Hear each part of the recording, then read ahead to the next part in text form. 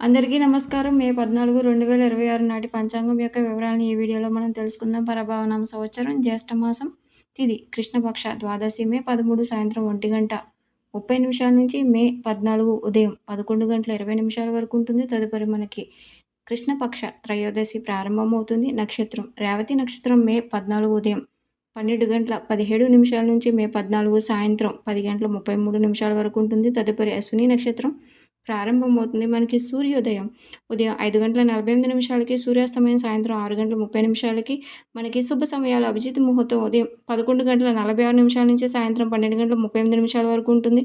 రాహుకాలం సాయంత్రం 1:48 నుంచి 3:24 వరకు ఉంటుంది. వర్జ్యం ఉదయం 11:25 నుంచి సాయంత్రం 12:54 వరకు ఉంటుంది.